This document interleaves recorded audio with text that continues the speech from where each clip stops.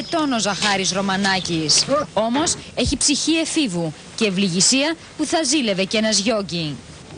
Ανασηκώνει το πόδι του και το βάζει πίσω από το κεφάλι. Μπορώ να πω εγώ πως θέλω να ζήσω 100 χρόνια, 150, 200. Αλλά άμα δεν θέλει ο Θεός δεν ζει κανείς.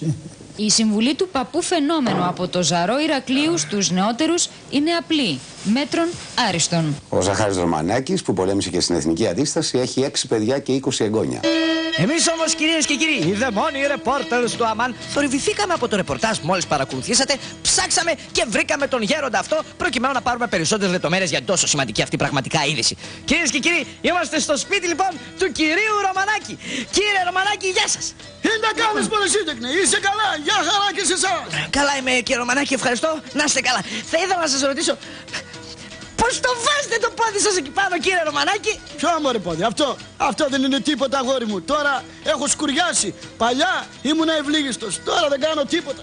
Πλάκα μας κάνετε, αν τώρα δηλαδή έχετε σκουριάσει, παλιά που λέτε ότι ήσασταν ευλίγιστος, τι κάνατε δηλαδή κύριε Ρωμανάκη? Σε μένα το ρωτάς αυτό μωρέ, σε μένα, τον άρχοντα των ποδιών, που τα έπιανα, και το άρεχνα έτσι από πίσω. Μετά έσκυβαν μπροστά και γινόμουν σαν μια κουλούρα. Έβγαζα τα χέρια από κάτω και τα έδαινα εδώ πέρα πίσω στην πλάτη. Η αστράγαλη με τους καρπούς. Και μόλις γινόταν όλο αυτό, με έπαιρνε η μανούλα, με κατέβαζε κάτω στον δρόμο και τα παιδιά παίζαν ποδόσφαιρο με μένα, μωρέ. Ήμουνα σαν μπάλα.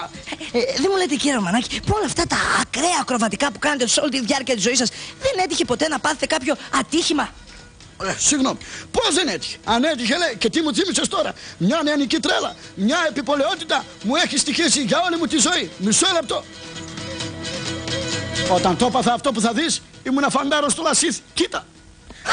Μη λες, πήγα να κάνω επίδειξη στους φίλους και ακόμα δεν τον έχω λύσει τούτον εδώ τον κόμπο.